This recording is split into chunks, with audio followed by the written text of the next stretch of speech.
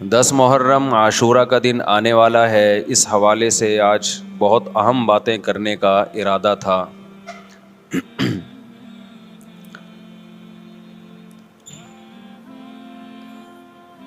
محرم میں کیا کرنا چاہیے؟ کربلا کا واقعہ اصل ہے کیا؟ کربلا کے واقعے پر تو میں ایک پورا بیان چند سال پہلے ریکارڈ کروا چکا ہوں، لیکن اس واقعے سے اہم سبق کیا ملتے ہیں؟ محرم میں ہم کون سے ایسے کام کر رہے ہیں جس سے ہم اللہ کے غضب کے مستحق ٹھہر رہے ہیں؟ یہ چند باتیں ہیں جس پر انشاءاللہ آج میں بات کروں گا۔ اللہ تعالی ہم سب کو عمل کی توفیق عطا فرمائے اور حق کہنے کی توفیق عطا فرمائے۔ دیکھو، ایک بات خوب اچھی طرح سمجھ لو،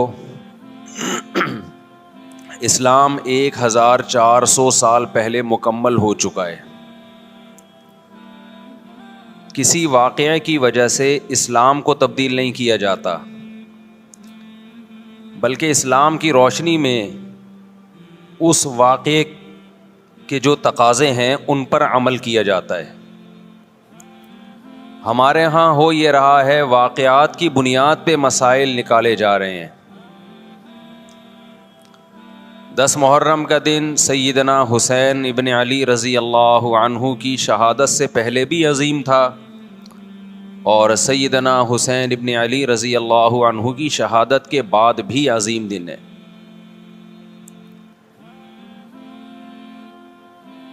آج آپ نے ایک نعرہ بہت سنا ہوگا کہ جی اسلام میں فرقہ واریت نہیں ہے، ہم کسی فرقے سے نہیں ہیں۔ میں بار بار کہتا ہوں کہ یہ بڑا خوشنما نعرہ ہے جو سننے میں بہت اچھا لگتا ہے۔ کچھ باتیں سننے کی حد تک بہت اچھی ہوتی ہیں، لیکن پریکٹیکل لائف میں ان کی ویلیو بالکل بھی نہیں ہوتی۔ جب آپ پریکٹیکل لائف میں آتے ہیں تو پھر آپ کو یہ فیصلہ کرنا پڑتا ہے کہ آپ کس فرقے سے تعلق ہے آپ کا۔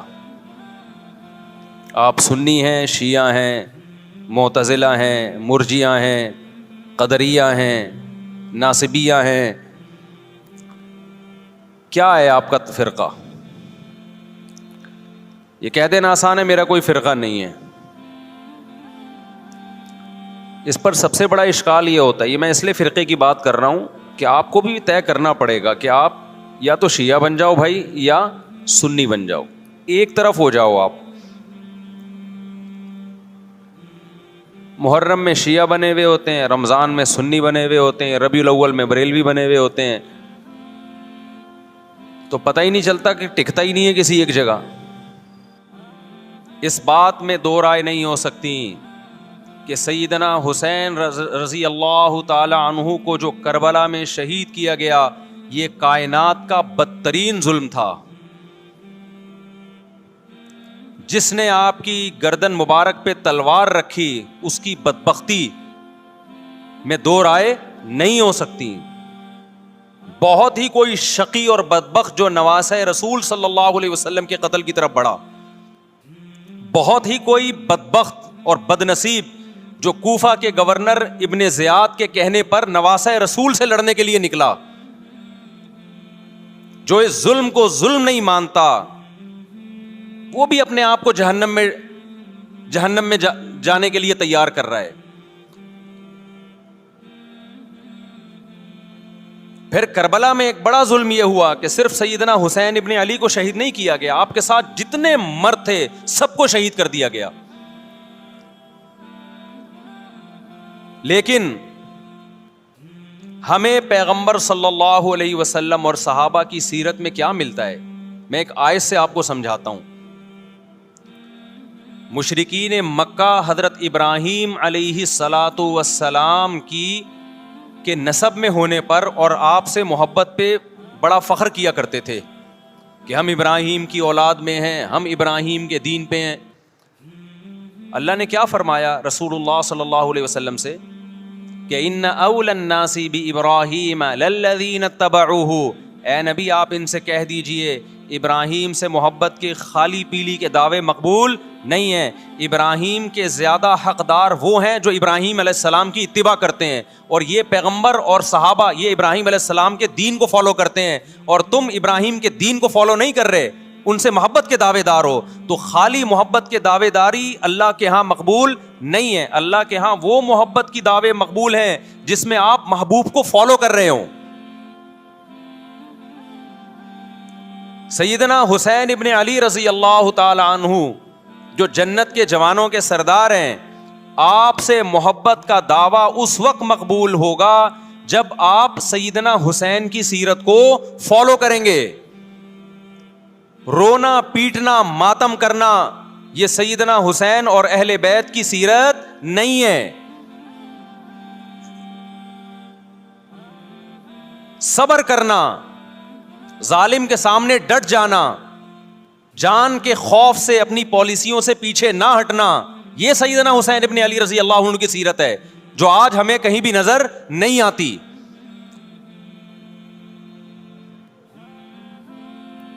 تو ہم نے بھائی دیکھنا ہے صحابہ کا طرز عمل کیا تھا. آپ بتاؤ صحابہ کو سیدنا حسین سے محبت تھی یا نہیں تھی؟ کیا غم کا پہاڑ ٹوٹا ہوگا جب اطلاع ملی ہوگی کہ سیدنا حسین ابن علی اور آپ کے اصحاب اور اہل بیت کو سب کو کربلا میں شہید کر دیا گیا ہے. کیا قیامت گزری ہوگی. کوفہ سے ایک شخص آیا نا, عبداللہ بن عمر سے پوچھنے لگا جو مارنے پر دم کا مسئلہ. انہوں نے فرمایا تم نے پیغمبر کے نواسے کو قتل کر دیا اور مسئلہ یہ پوچھ رہے ہو کہ جو مارنے پر دم آئے گا کہ نہیں آئے گا. ایک طرف تم نے پیغمبر کے نواسے کو قتل کر دیا کربلا میں, اور اب ہم سے آ کے مسئلہ پوچھتے ہو جو مارنا جائز ہے یا نہیں ہے. صحابہ کے ہاں یہ غم کم غم نہیں تھا. دیکھو حضرت معاویہ رضی اللہ تعالی عنہ کے ہاتھ پہ بھی حضرت حسین نے بیعت نہیں کی, لیکن بغاوت بھی نہیں کی. کیوں؟ بغاوت سے فتنے کا اندیشہ تھا. حضرت حسن جو حضرت حسین کے بڑے بھائی تھے, انہوں نے سیدنا معاویہ رضی اللہ تعالی عنہ کے ہاتھ پہ بیعت کی اور اس اختلاف کو ہمیشہ کے لیے اپنی کوشش کے مطابق ہمیشہ کے لیے ختم کر دیا. ختم ہوا نہیں ہوا ایک الگ بحث ہے, لیکن حضرت حسن کا مقصد کیا تھا کہ مسلمانوں کی دو جماعتوں کو میں آپس میں لڑتا ہوا نہیں دیکھ سکتا. لوگوں نے کہا آپ خلافت کے حقدار ہیں, آپ نے فرمایا میں دستبردار ہوتا ہوں سیدنا معاویہ کے حق میں. حضرت حسن بیعت ہو گئے حضرت معاویہ سے, اور یہ اختلاف کو کیا کر دیا؟ ختم. حضرت حسین بیعت نہیں ہوئے, لیکن حضرت حسین نے بغاوت بھی نہیں کی. ہر ایک کی اپنی رائے تھی, حضرت حسن کی اپنی رائے تھی. ان کا خیال تھا کہ بیعت ہونا مسلمانوں کے لیے زیادہ مفید ہے, ایک پاورفل حکومت ہوگی, ایک طاقتور ریاست ہوگی, ورنہ لڑتے رہیں گے آپس میں. حضرت حسین کا موقف یہ تھا کہ میں بغاوت تو نہیں کروں گا لیکن بیعت بھی نہیں ہوں گا, کیونکہ اگر بیعت ہو گیا تو اس سے جو خلفائے راشدین کے دور میں جو خلیفہ کی سلیکشن کا طریقہ تھا وہ طریقہ ختم ہو جائے گا. تو میں اگر اس طریقے کو نہیں لا سکتا تو اس کے خلاف کو پروموٹ بھی نہ کروں میں. یہ بھی ایک رائے تھی. میں سمجھا پا رہا ہوں اپنی بات؟ بھائی رائے کا اختلاف ہوتا ہے نا. نبی صلی اللہ علیہ وسلم نے فرمایا اذا اجتہد المجتہد فإن اصاب فلہ اجران وإن اخطأ فلہ اجر واحد. جب کوئی مجتہد اللہ کی رضا کو سامنے رکھ کے اجتہاد کرتا ہے, صحیح اور غلط کا فیصلہ کرنے بیٹھتا ہے, رائے یعنی اس کا مقصد اللہ کی رضا ہو, تو اگر وہ درست نتیجے پہ پہنچے تو 2 ثواب, غلط نتیجے پہ پہنچے تو بھی 1 نیکی اس کو ملتی ہے, اس لیے کہ اس کے بس میں جو خیر خواہی کے لیے جو تھا وہ اس نے کر دیا. رائے کا اختلاف ہوتا ہے. تو حضرت حسن رضی اللہ تعالیٰ عنہ بیعت ہوئے حضرت معاویہ کے ہاتھ پہ. سیدنا حسین نہ بیعت ہوئے اور نہ آپ نے بغاوت کی, خاموشی اختیار کی. حضرت معاویہ رضی اللہ تعالی عنہ نے سیدنا حسین کو تلوار کی زور سے بیعت پر مجبور نہیں کیا, بلکہ نواسہ رسول کا خیال کیا اور وصیت بھی کی لوگوں کو. لیکن جب حضرت معاویہ کے بعد یزید جانشین ہوا, اس کی سب سے بڑی غلطی یہ تھی کہ اس نے نواسہ رسول صلی اللہ علیہ وسلم اور آپ کے ساتھ جو چند اہل بیت اور چند صحابہ تھے, اس وقت بھی حضرت حسین نیوٹرل تھے. نہ حضرت حسین نے بغاوت کا ارادہ کیا اور نہ بیعت کرنے کا ارادہ کیا. یزید ابن معاویہ کو چاہیے تھا کہ سیدنا حسین رضی اللہ عنہ کو اپنے حال پہ چھوڑ دیتا، اپنے والد کی طرح.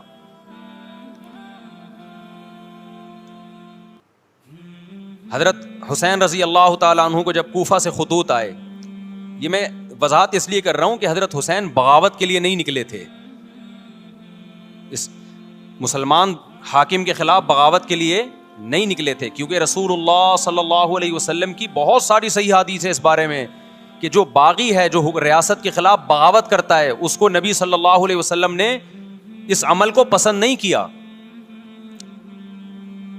تو حضرت حسین رضی اللہ تعالیٰ عنہ کو کوفہ سے خطوط آئے کہ یہاں سارے کے سارے لوگ آپ کے ہاتھ پہ بیعت کرنے کے لیے تیار ہیں. ظاہر ہے جب کسی علاقے کے لوگ دارالخلافہ ہو اور سب بیعت ہونے کے لیے تیار ہوں تو پھر آپ کا جانا یہ بغاوت کا عمل نہیں کہلاتا. حضرت حسین رضی اللہ تعالیٰ عنہ اہل بیت کے ساتھ نکلے. کربلا میں جب پہنچے، مشہور واقعہ آپ 20 دفعہ سن چکے ہیں، وہاں جا کے آپ کو اطلاع ہوئی کہ وہ خبر غلط تھی، اور عبید اللہ بن زیاد نے ایک پورا لشکر بھیجا سیدنا حسین رضی اللہ تعالیٰ عنہ کو مجبور کرنے کے لیے کہ میرے ہاتھ پہ آپ زبردستی بیعت ہو جائیں. حضرت حسین رضی اللہ تعالیٰ عنہ نے مطالبے رکھے کہ یا تو مجھے واپس جانے دیا جائے، اور اگر بیعت کرنا ہی ہے تو میں دمشق میں امیر کے ہاتھ پہ جا کے بیعت کروں گا. بہت معقول مطالبے تھے یہ. میرا مقصد ابھی کربلا کا واقعہ بیان کرنا نہیں ہے، اس پہ بہت کچھ کہا جا چکا ہے، خود میرا بھی بیان اس پہ تفصیل سے ہو چکا ہے. اس کے بعد بھی سیدنا حسین رضی اللہ تعالیٰ عنہ کو مجبور کرنا کہ عبید اللہ بن زیاد جو بدبخت انسان، جو قاتل تھا اہل بیت کا، اسی کے ہاتھ پہ لازمی بیعت ہوں، جبکہ وہ امیر بھی نہیں ہے، وہ گورنر ہے ایک علاقے کا.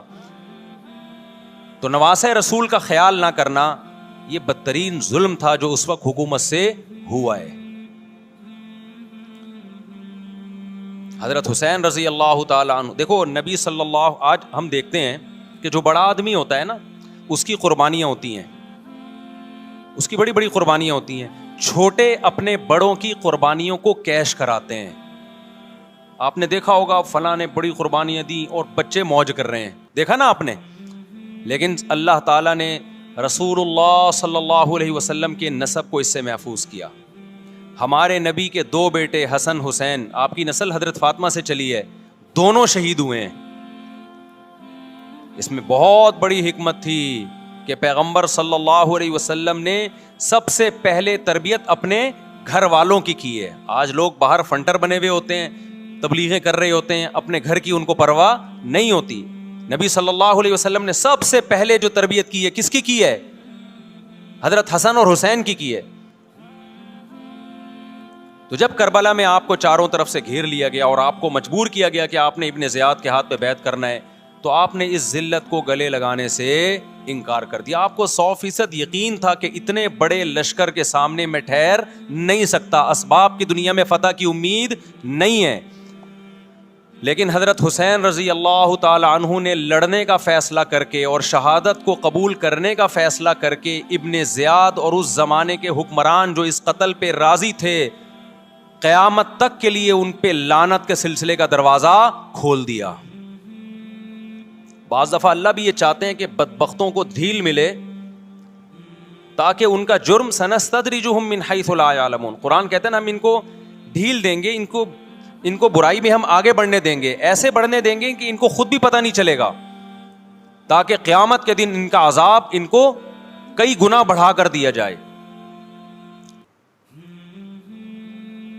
اب میرے بھائی ہمارے لیے کیا سبق ملتا ہے؟ جب یہ واقعہ ہوا عالم اسلام میں کوہرام مچ گیا،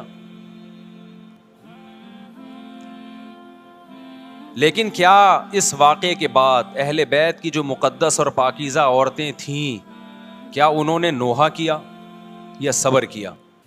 آپ کا ضمیر کیا کہتا ہے؟ انہوں نے نوحے پڑے ہوں گے یا صبر کیا ہوگا؟ بولو بھائی. صبر کیا.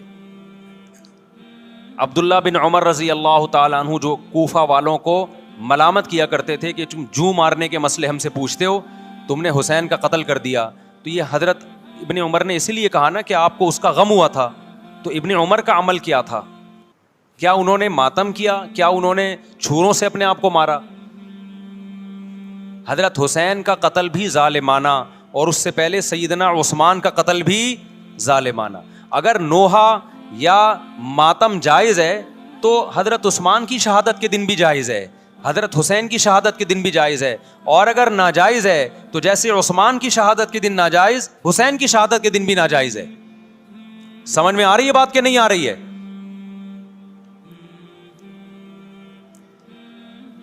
قرآن کیا کہتا ہے ایسے مواقع کے بارے میں؟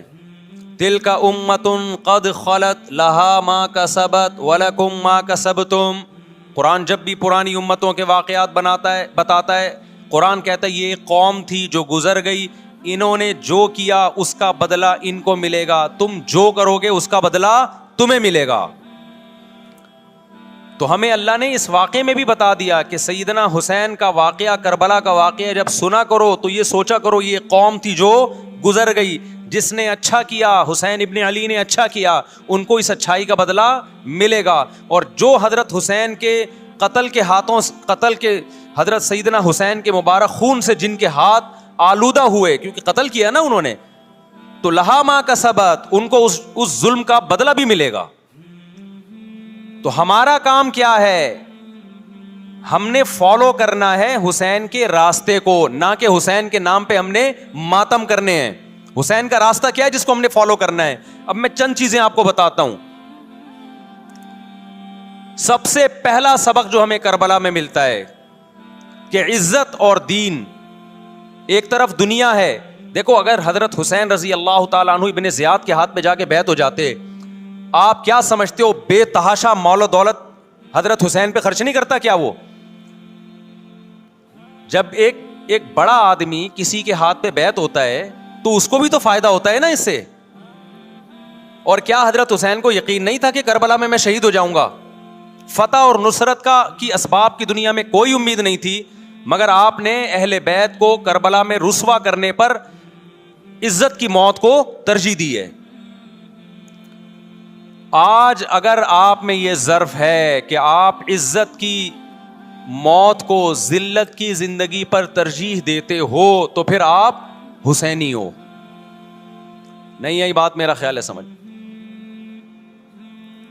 سیدنا حسین کی سخاوت کے واقعات ہیں.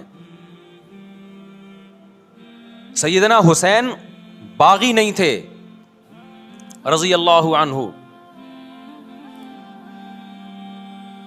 پھر جو اہل بیت کا طرز عمل کیا تھا, محرم میں کیا کیا ہو رہا ہے میں آپ کو بتاتا ہوں. ان میں سے کوئی بھی عمل نہ ہمیں قرآن سے ملتا ہے نہ صحابہ سے ملتا ہے ہمیں. تو ما انا علیہ و اصحابی جو جنتی فرقہ ہوگا اس کی جو علامتیں ہیں, تو جب آپ ان علامتوں کے خلاف چلو گے, صحابہ اور تابعین کو فالو نہیں کرو گے, تو آپ پھر اپنے آپ کو سنی کہنا چھوڑ دو. آپ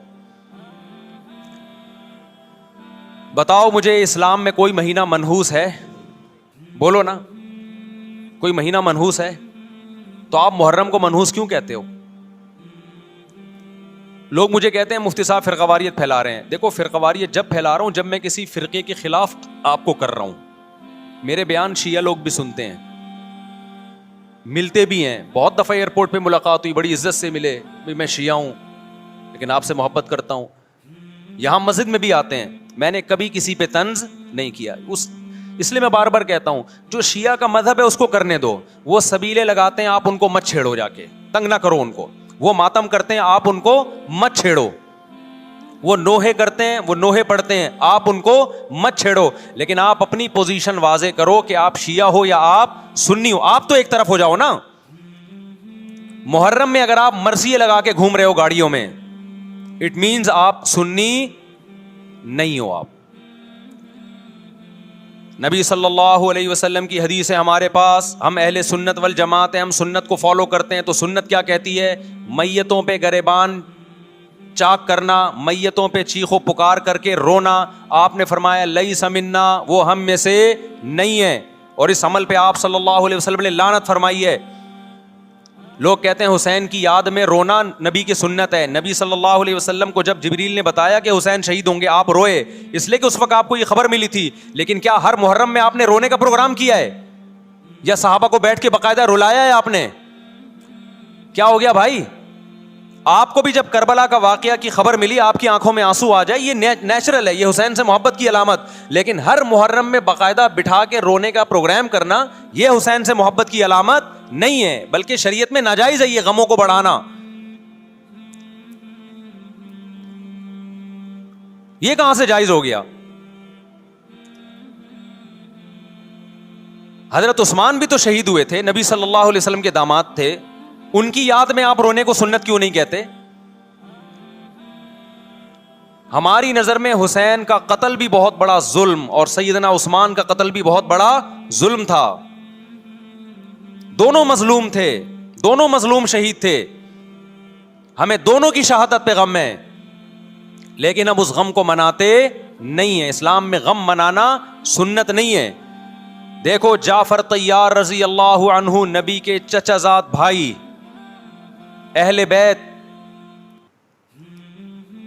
جب آپ صلی اللہ علیہ وسلم نے ان کو لڑائی کے لیے میدان جنگ میں بھیجا، رومیوں سے لڑائی تھی، حضرت جعفر طیار کی 4 بیویاں تھیں. جب نبی صلی اللہ علیہ وسلم مسجد نبی میں بیٹھے، آپ کو فرشتوں نے اطلاع دی کہ جعفر طیار شہید ہو گئے. آپ صلی اللہ علیہ وسلم کی آنکھوں سے آنسو. یہ آنسو اس وقت نکلے جب عین شہادت کی اطلاع ملی ہے، اس وقت آنسوؤں کا نکلنا محبت کی علامت ہے. آپ نے صحابی رسول کو بھیجا کہ جاؤ آپ کی زوجات کو، بیویوں کو جا کے خبر دو کہ جعفر طیار شہید ہو گئے. کیا قربانی تھی صحابہ کی، آپ دیکھو ایسے جوان تھے جعفر طیار، خوبصورت جوان. غزوہ بدر میں جب مشرکین مکہ نے یہ نعرہ لگایا کہ حل میں مبارز، 3 سردار آئے، انہوں نے کہا پہلے تمہارے اندر سے 3 بہادر آئیں ہم سے لڑیں. دیکھو عربوں میں یہ ہوتا تھا کہ جب جنگ کے لیے 2 فوجیں آمنے سامنے کھڑی ہوتی تھیں تو پہلے دونوں طرف کے بہادر ترین لوگوں کی لڑائیاں ہوتی تھیں کہ جب تک دونوں میں سے ایک قتل نہیں ہوگا لڑائی شروع نہیں ہوگی. تو آپ کو پتا ہے کہ اس میں بہادر ترین لوگ نکلیں گے نا جو لڑنا جانتے ہوں. مشرکین مکہ کی طرف سے 3 یا 4 بڑے بڑے سردار آئے لڑائی سے پہلے، بدر میں لڑائی سے پہلے. انہوں نے نعرہ لگایا حل میں مبارز، کوئی ہے تم میں جو پہلے ہم سے لڑے؟ یعنی ادھر سے ہم 3 ہیں تو ادھر سے بھی کتنے چاہیے؟ 3 بندے. ادھر سے انصار صحابہ آئے، مشرکین مکہ نے کہا لیسو بی اکفائنا، یہ ہمارے جوڑ کے نہیں ہیں، قریشی ہاشمی چاہیے ہمیں، ہمارے نسب کے لوگ ہونے چاہیے. تو ادھر سے نبی صلی اللہ علیہ وسلم نے حضرت علی کو بھیجا اور حضرت جعفر طیار کو بھیجا. جن صحابہ کو بھیجا ان میں حضرت جعفر طیار بھی تھے. حضرت جعفر طیار رضی اللہ تعالی عنہ اور سیدنا علی مقابلے میں غالب آ گئے. خوبصورت صحابی، نجاشی کے سامنے آپ نے تقریر کی ہے، ہجرت کی ہے نا جب حبشہ کی طرف، تو نجاشی نے پوچھا جعفر طیار سے کہ تمہارے پیغمبر جو کلام لے کر آئے ہیں وہ سناؤ. حضرت جعفر طیار رضی اللہ تعالی عنہ نے سورہ مریم پڑھنا شروع کر دی. کاف ہا یا عین صاد ذکر رحمت ربک عبدہ زکریا اذ نادى ربه نداء خفيا قال رب اني وهن العظم مني واشتعل الراس شيبا ولم اكن بدعائك رب شقيا واني خفت الموالي من ورائي وكانت امراتي عاقرا فهب لي من لدنك وليا. ایسی حضرت مریم اور عیسیٰ ابن مریم کی سیرت کو سورہ مریم میں بیان کیا حضرت جعفر طیار نے کہ نجاشی روتے روتے، اس کی داڑھی تر، اور جتنے پادری بیٹھے تھے سب کی داڑیاں تر ہو گئی روتے روتے. تو یہ تقریر جو نجاشی کے اسلام کا سبب بنے، بادشاہ کو مسلمان کرنے والے کون تھے؟ حضرت جعفر طیار. اور آپ کے چھوٹے چھوٹے بچے، 4 جوان بیویاں ہوں، چھوٹے چھوٹے بچے ہوں، اور ایسے میں میدان جنگ میں لڑتے ہوئے شہید ہو جائیں تو پیغمبر اور صحابہ پہ کیا قیامت ٹوٹی ہوگی. لیکن ہمارے نبی صلی اللہ علیہ وسلم کی آنکھوں سے کیا تھے؟ صرف آنسو موتی کی طرح ٹپک رہے تھے. اور آپ صحابہ کو اطلاع دے رہے تھے کہ جعفر طیار شہید ہو گئے اور جاؤ ان کے گھر والوں کو بتا کے آ جاؤ. کتنی بڑی قربانی ہے یا نہیں ہے؟ جب خبر دینے والا آپ کی ازواج کو بتا کے آیا کہ جعفر طیار شہید ہو گئے تو آپ کے گھروں سے خواتین کے رونے کی آوازیں آئیں. آپ صلی اللہ علیہ وسلم نے فرمایا ان سے بولو کہ اپنی آواز کو پست کرو. پھر چیخو پکار کی آواز آئی تو آپ نے فرمایا کہ اگر دوبارہ چیخو پکار کی آواز آئے تو ان کے منہ پہ خاک پھینک دو. وہ شہید کی بیوہ تھیں, اور شہید بھی کتنے مقدس, ان کو بھی نبی صلی اللہ علیہ وسلم نے نوحہ کرنے کی اجازت نہیں دی. اس دن جس دن غم پہنچا ہے اس دن بھی چیخو پکار کی اجازت نہیں دی ہے, تو آپ بتاؤ اگلے سال اس تاریخ کو چیخو پکار کی کیسے اجازت مل جاتی؟ نہیں آئی میرا خیال ہے بات سمجھ میں. جب غم پہنچا ہے اس وقت چیخنے چلانے کی اجازت نہیں ہے. چھوٹے چھوٹے یتیم بچے, حضرت جعفر طیار کے چھوٹے چھوٹے یتیم بچے, کتنا غم ہوتا ہے جب چھوٹے چھوٹے بچے, ان کا باپ دنیا سے چلا جائے, کتنا ترس آتا ہے ان کے اوپر. تو ہمارے نبی کو بھی ان یتیم بچوں پہ بھی ترس آیا, ان بیواؤں پہ بھی ترس آیا,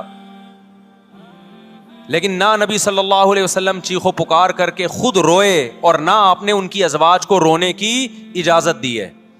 سمجھ میں نہیں آ رہی میرا خیال ہے بات. میرا مقصد شیعوں پہ طنز کرنا نہیں ہے, ان کا جو مذہب ہے ان کو اس پہ چلنے دو. میرا مقصد ہے آپ اپنی پوزیشن واضح کرو کہ آپ ادھر ہو یا ادھر ہو. کسی کو تنگ مت کرو, نہ کسی پہ فتوے لگاؤ کفر اسلام کے, نہ کسی کو جہنمی قرار دو. اپنی پوزیشن آپ فیصلہ کرو کہ آپ اگر ادھر جانا ہے تو پورے ادھر چلے جاؤ. پھر یہ آدھا تیتر آدھا بٹیر والا معاملہ مت کرو. وہ ان کا مذہب ہے بھائی, ان کے علماء ان کو بتاتے ہیں کہ محرم میں کالے کپڑے پہننے ہیں, محرم میں ماتم کرنا ہے, محرم میں کو منحوس سمجھنا ہے, اس میں شادی بیانی کرنا. ان کے علماء ان کو بتاتے ہیں, ان کو چلنے دو اس پر. دنیا میں بہت سے فرقے ہیں, بہت سے مذہب ہیں, ہم کسی کو نہ ختم کر سکتے ہیں نہ کسی کے خلاف نفرت پیدا کر سکتے ہیں. اس سے کوئی چیز حاصل نہیں ہوگی. کسی سے نفرت کرنے کی ضرورت نہیں, کسی پہ فتوے لگانے کی ضرورت نہیں, لیکن آپ کو اپنی پوزیشن واضح کرنی پڑے گی کہ میں کہاں کھڑا ہوا ہوں. اگر آپ سنی ہو تو پھر اہل سنت والجماعت صحابہ تابعین کو فالو کرتے ہیں, حدیث کو فالو کرتے ہیں, اور حدیث میں ہمیں ماتم کرنا, نوحہ کرنا, گریبان چاک کرنا اس کی پرمیشن نہیں ہے, بلکہ اس سے روکا گیا ہے, اس عمل کو حرام اور ناجائز قرار دیا گیا ہے. بات آ رہی ہے سمجھ میں؟ باقی جو شیعہ حضرات کرتے ہیں, ہمارے دوست ہیں شیعہ, میں مذاق میں نہیں کہہ رہا, ملتے ہیں ہم سے, میں کبھی ان سے مذہب کے ٹاپک پہ بات نہیں کرتا, نہ ان کو کبھی چھیڑتا ہوں کہ آپ یہ کیوں کر رہے ہو, یہ کیوں نہیں کر رہے. بھائی اس کا مذہب ہے, وہ اس کا فرقہ ہے, جو کرنے دو اس کو, ہم نہیں کرتے, کیونکہ ہم اہل سنت والجماعت میں. سمجھ میں آ رہی ہے بات کہ نہیں آ رہی؟ پھر ربیع الاول کا مہینہ آئے گا, اس میں بھی آپ اپنی پوزیشن واضح کرو کہ آپ ادھر ہو یا ادھر ہو. دو فرقے ہیں, دیوبندی بریلوی. میں نہیں کہہ رہا کہ کون جنتی کون جہنمی, لیکن بر صغیر میں جن کو دیوبندی کہا جاتا ہے وہ نظر و نیاز تیجے 40 میں کے قائل بولو نہیں ہے. یہ ان کی کتابوں میں لکھا ہوا ہے, وہ اس کے قائل نہیں. اگر کوئی بزرگ ان میں قائل گزرا بھی ہے تو وہ اس کا ذاتی تفرد ہے, اس کو علماء نے فالو نہیں کیا, اس کو ان کی اجتہادی غلطی قرار دیا ہے. ربیع الاول میں جلوس نکالنا یا مزار بنانا یا مزاروں پہ جانا اس نیت سے کہ وہاں جا کے ہم کوئی قوالی پڑھیں گے یا کچھ بھی, ہمارے ہاں قبرستان جانا صرف اس لیے ہے کہ آخرت کی یاد تازہ ہو, بس. اس کے علاوہ اور کوئی کانسیپٹ نہیں ہے. ہمارے ہاں قبر ایک بالش سے زیادہ اونچی بنانا جائز بولو نا نہیں ہے. قبر پکی کرنا جائز نہیں ہے. تیجے 40 میں کرنا جائز بولو نہیں. آج ایک صاحب آئے, کہنے لگے میری ساس کا 40واں ہے, فجر میں کہنے لگے مجھے, کہہ رہے میں نہیں گیا تو بڑا مسئلہ ہو جائے گا. میں نے کہا بھائی ایک فیصلہ کرو, گرین چینل یا وائٹ چینل, ایک طرف ہو جاؤ بھائی, کیونکہ وائٹ چینل میں یہ جائز نہیں ہے, نہ 40واں نتیجہ ہے. اب لوگ مذاق اڑاتے ہیں مر گیا مردود نہ فاتحہ نہ درود. بھائی کچھ بھی کہتے رہو تو پھر پورے ادھر کو ہو جاؤ, یا تو پورے وائٹ ہو جاؤ یا پورے کیا ہو جاؤ, پورے گرین ہو جاؤ. پھر تیجا بھی کرو, 40واں بھی کرو, برسی بھی کرو, اور پھر اس کے بعد جھنڈے بھی لگاؤ ہرے رنگ کے.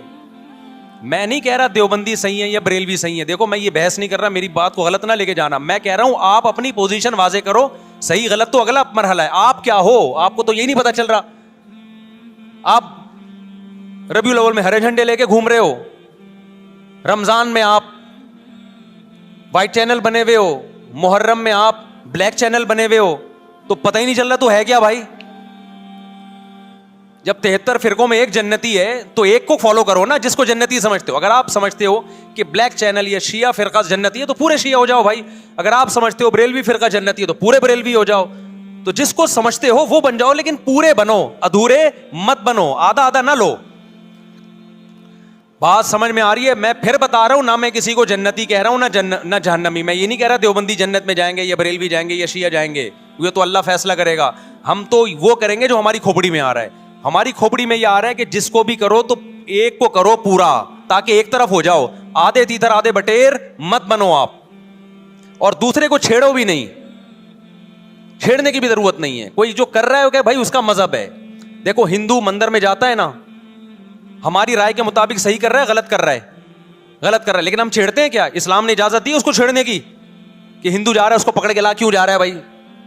इस्लाम बोला है भाई लकुम दीनुकुम वलिय दीन, तुम्हारे लिए तुम्हारा दीन, हमारे लिए हमारा दीन। ला इकराह फिद्दीन, दीन में जबरदस्ती नहीं है। जो जो कर रहा है उसको करने दो। तभी इस्लामी तारीख में कोई एक मंदिर भी हमारे इल्म में नहीं है कि उसमें हिंदुओं पे पाबंदी लगी हो कि मंदिर नहीं जा सकते। जब तक इस्लामी हुकूमतें रही हैं, हिंदुस्तान में 1000 साल मुसलमानों ने हुकूमत की है। अगर हिंदुओं को मंदिर जाने से रोक देते तो आज ये मंदिर खत्म होते। इस्लामी हुकूमत जब खत्म हुई है तो भी मंदिर, लाखों की तादाद में मंदिर थे। इस्लाम मस्जिद जाने का हुक्म देता है, ये चर्च जाने का? बोलो। मस्जिद, चर्च जाने को गलत समझता है क्योंकि वहां गैरुल्लाह की, ईसा इब्न मरियम की इबादत हो रही है। लेकिन क्या इस्लाम आपको परमिशन देता है कि कोई ईसाई चर्च जा रहा हो तो आप उसको रोको कि तू क्यों जा रहा है बे, मस्जिद में आ? इजाजत देता है? या इस्लाम ये कहता है कि उससे बदतमीजी शुरू कर दो आप? बोलो क्या हो गया, आपको सबक याद करा रहा हूं मैं, बदतमीजी शुरू कर दो। या इस्लाम ये इजाजत देता है कि उससे अच्छा सलूक ना करो? कतई इजाजत नहीं, बल्कि कुरान तो कह रहे हैं इन्नल्लाह युहिब्बुल मुक़सितीन, जो गैर मुस्लिम तुमसे लड़ नहीं रहे मैदान जंग में, उनसे तुम्हें अच्छा सलूक करना पड़ेगा, क्योंकि अल्लाह अच्छा सलूक करने वालों को पसंद करता है। सहाबा किराम गैर मुस्लिमों को भी हदिये दिया करते थे, नबी सल्लल्लाहु अलैहि वसल्लम ने यहूदियों को भी हदिये दिए। तो जो मजहब इस्लाम की तरफ मंसूब नहीं है, जब हमें उनसे अच्छे सलूक का हुक्म है, तो जो मजहब इस्लाम की तरफ मंसूब हैं, कतई नजर इससे कि वो इस दावे में सच्चे हैं या झूठे, ये तो बहस एक अलग है, लेकिन निस्बत किसकी तरफ कर रहे हैं? इस्लाम की तरफ। तो हमें उनसे बदतमीजी बदसलूकी की कहां से इजाजत होगी? तो मैं नहीं कह रहा कि आप शिया बरेलवियों से दुश्मनी करना शुरू कर दो, उनकी दावतें अटेंड ना करो, उनसे कारोबार छोड़ दो, या उनको जा जाके तंग करो, क्यों सबील लगा के बैठे हो, क्यों मातम कर रहे हो, ये काम मत करो आप। हमारा मुल्क इस फिरकावारियत का मुतहम्मिल नहीं है, से फसाद फैलता है। लेकिन अपनी पोजीशन आप वाज़े करो। एक लकीर है, आप खींच दो। अगर कोई शख्स आपके सामने सहाबा को बुरा भला कहता है, आप बोलो भाई ये मेरी बाउंड्री क्या हो रही है, क्रॉस। मेरे सामने आपको उन बुजुर्गों के खिलाफ बोलने की इजाजत नहीं है जिनसे मुझे अकीदत है। अगर ये काम आपने किया तो हमारी और आपकी राहें अलग अलग। आपका जो मजहब है भाई, आप बंद कमरे में, आपके इमाम बारगाह में, आपके मस्जिदों में, या जहां भी है, वो आपका निजी मामला है। हमारे सामने आपने कोई ऐसी बात नहीं करनी जो हमारे अकीदे के खिलाफ हो, तो आपस में दोस्ती रहेगी। अब देखो, ईसाई आपसे मिलता है, आप गपशप करते हो, खाना खाते हो, लेकिन ईसाई बार बार बोले मैं आपके नबी को नहीं मानता, मैं आपका नबी, आप बोलोगे भाई तू नहीं मानता तो हमने कब कहा कि मान तू, लेकिन मेरे सामने बार बार क्यों कह रहे कि मैं तेरे नबी को नहीं मानता? यहां से आपकी उसकी दोस्ती क्या हो जाएगी फिर? खत्म। तो गैर मुस्लिमों को भी दो किस्में, किसी भी मसलक के लोगों से मिलो, किसी भी फिरके के लोगों से मिलो, कोई झगड़ा नहीं, कोई बहस नहीं, एक दूसरे को खाना भी है, एक दूसरे को खिलाना भी है, एक दूसरे से खाना भी है, एक दूसरे की दावतों में भी शिरकत करनी है। जहां मजहब का मामला आए तो फिर आप किसी से बहस ना खुद करो ना किसी को करने की इजाजत दो। अगर कोई कुछ सीखना चाहता है तो आप बोलो भाई उलमा के पास आ जाओ, आपको कोई इश्काल है तो हम वहां आपका इश्काल हल कर देंगे। इससे आगे बढ़ने की कोशिश बोलो मत करो, इससे मुल्क में अमन होगा। बाकी फिरके हमेशा से हैं भाई, आज कोई नए थोड़ी हैं, आज कोई नए थोड़ी हैं, और ये हमारा काम थोड़ी है फिरके खत्म करना। ये तो ईसा इब्न मरियम जब नाजिल होंगे, हजरत मेहदी आएंगे, वो तलवार की ताकत से खत्म करेंगे, उनके पास ये अथॉरिटी होगी कि वो फिरकों को खत्म करें। आपने ये करना है کہ دوسرے کے مسلک کو چھیڑنا نہیں ہے اور اپنا چھوڑنا نہیں ہے. مسئلہ آپ کے ساتھ یہ ہو رہا ہے کہ دوسرے کو چھیڑ بھی رہے ہو اور اپنا چھوڑ بھی رہے ہو, دونوں الٹے کام کر رہے ہو. ایک طرف بحث کر رہے ہوتے تم ایسے اور دوسری طرف وہی بنے ہوئے ہوتے تھوڑے دنوں میں جا کے. ہاں وہ بتا رہا ہوں وہ نظر و نیاز والی نہیں, وہ سب کو پتا ہے. ہاں ایسی دعوت نہ ہو جس میں بدعت کی تائید ہو. تو آپ جو کر رہے ہو نا وہ یہ کر رہے ہو دوسرے کو چھیڑ بھی رہے ہو, جس سے ملک میں بدامنی پھیل رہی ہے. تقریریں سنو, شیعہ ایسے, بریلوی ایسے, دیوبندی ایسے, اہل حدیث ایسے, تقریروں سے کیا پھیل رہی ہے؟ نفرتیں. اور پھر محرم میں آپ خود شیعہ بنے ہوئے ہوتے ہو, ربیع الاول میں آپ گرین چینل بنے ہوئے ہوتے ہو, اور رمضان میں آپ وائٹ چینل بنے ہوئے ہوتے ہو. سعودی عرب میں سارے وائٹ ہو جاتے ہیں جا کے. سعودی عرب جو بھی جاتا ہے سارا وائٹ چینل. پیغمبر کی قبر پہ کوئی دھمال نہیں, کوئی قوالیاں نہیں, وہاں کھڑے ہوں گے تمیز سے سلام پیش کر کے آگے نکل جائیں گے. وہاں کوئی چیخو پکار نہیں, وہاں جا کے سارے کیا ہو جاتے ہیں؟ وائٹ, کیونکہ وہاں حکومت کا ڈنڈا ہے. ٹھیک ہے نا. تو گورنمنٹ کے پاس تو یہ اختیار ہے بھائی ڈنڈا چلائے, ہمارے پاس یہ اختیار نہیں. ہم تو تمیز سے بات کریں گے, سمجھائیں گے, محبتیں پھیلائیں گے, کیونکہ جب عوام ڈنڈا چلاتی ہے تو اس سے اصلاح کم اور فساد زیادہ ہوتا ہے. تو میں بار بار کہہ رہا ہوں بھائی دوستیاں رکھو, کوئی دفتروں میں شیعہ سنی لڑائی نہ ہونے دو, یہ غلط ہے. محبتیں پھیلاؤ لیکن مسلک کو چھوڑنا نہیں ہے. جب کوئی آپ سے کہے محرم میں یہ کام کرو, بولو بھائی ہم چونکہ اہل سنت والجماعت میں سے ہیں, ہم چونکہ سنی ہیں, لہذا ہمارے ہاں کوئی مہینہ ہمارے مذہب کے مطابق منحوس نہیں ہے. پھر کوئی آپ کو اصرار کرے نہیں یہ, آپ بولو بھائی ہم تم پہ اپنا مسلک تھوپ رہے ہیں کیا؟ تم جلوس نکالتے ہو, تم ماتم کرتے ہو, ہم تو نہیں تمہیں روکتے آ کے, بلکہ گورنمنٹ تمہیں تحفظ دیتی ہے, سیکیورٹی دیتی ہے گورنمنٹ تمہیں. تو جب ہم اپنا مسلک تم پہ نہیں تھوپتے تو تم اپنا مسلک ہم پہ کیوں تھوپ رہے ہو بھائی؟ تو ہم محرم میں بھی شادی کریں گے, ربیع الاول میں بھی کریں گے, سفر میں بھی کریں گے, رمضان میں بھی کریں گے. ہم نے تو 4 کرنی ہے. ہم مہینوں کے حساب سے شروع کر دیں تو پھر ہمارے تو بڑے مسئلے ہو جائیں گے بھائی. سمجھ میں آ رہی ہے بات کہ نہیں آ رہی؟ حضرت جعفر طیار اہل بیت میں سے تھے, کتنی زوجات تھیں؟ 4 تھیں. حضرت علی کی کتنی تھیں ایک وقت میں؟ حضرت فاطمہ کے دنیا سے جانے کے بعد 4 تھیں. یہ بھی ہے سنت میں, نکاح کو فروغ دو, یہ اہل بیت کا طریقہ ہے تاکہ سوسائٹی میں زنا کم ہو, بیوہ طلاق یافتہ عورتوں کو ٹھکانہ ملے. خیر, تو اب میں بات سمیٹ کے ختم کر رہا ہوں.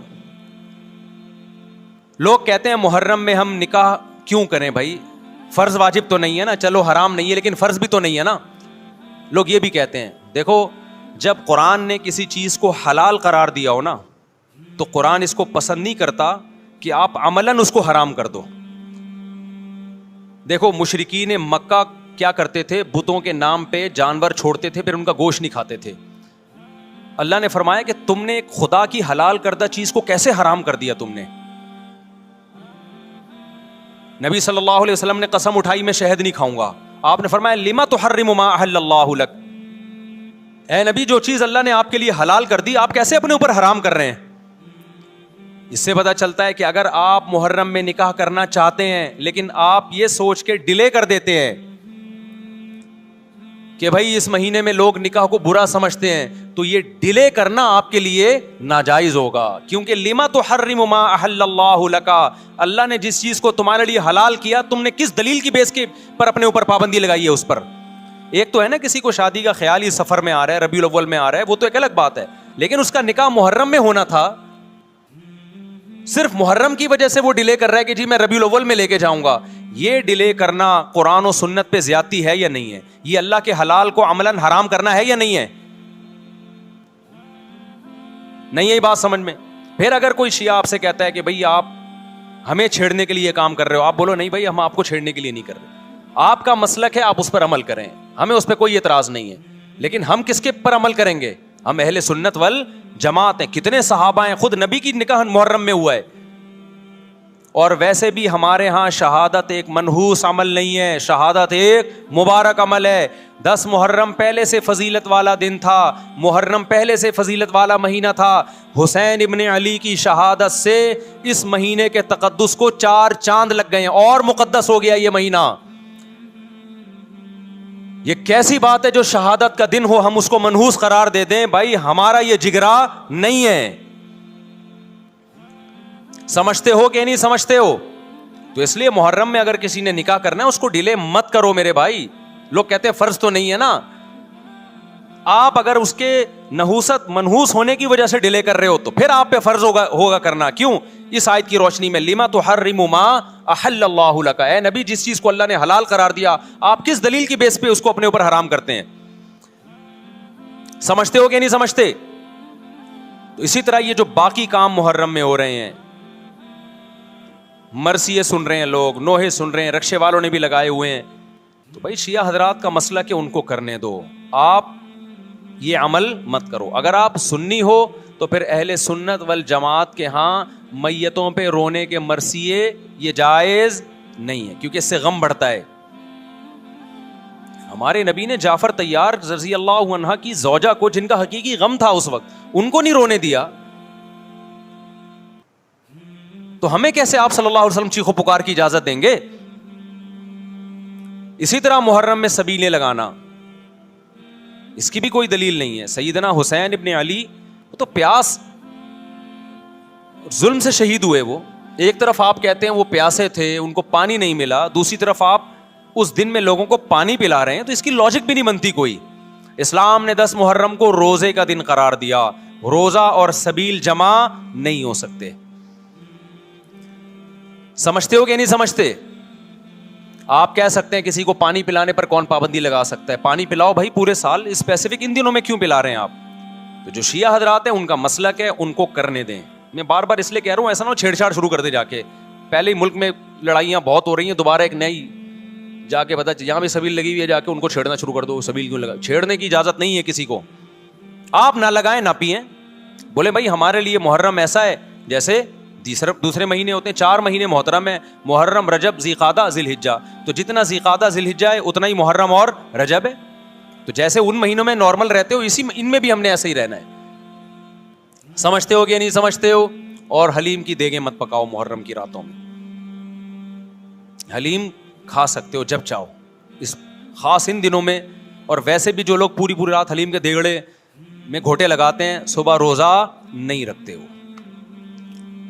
کیا خیال ہے جب آپ پوری رات دیگڑے میں گھومتے رہو گے؟ دیکھا نہیں ہے پوری رات دیکھ کے اندر گھومتے رہتے ہیں جیسے موت کے کنویں میں نہیں بائک چلاتا بندہ. تو صبح روزہ رکھے گا ایسا آدمی؟ تو یہ ساری چیزیں آپ کو اس کام سے روکتی ہیں جو سنت سے ثابت. تو اللہ تعالیٰ ہمیں محرم میں وہ کچھ کرنے کی توفیق عطا فرمائے جس کی ہمیں اللہ، اس کے رسول اور صحابہ نے پرمیشن دی ہے، اور ان تمام باتوں سے اللہ ہمیں بچنے کی توفیق عطا فرمائے جس سے اللہ، اس کے رسول اور صحابہ نے ہمیں بچنے کا حکم دیا ہے. اللہ تعالیٰ سمجھنے کی، عمل کی توفیق عطا فرمائے. وما علینا الا البلاغ.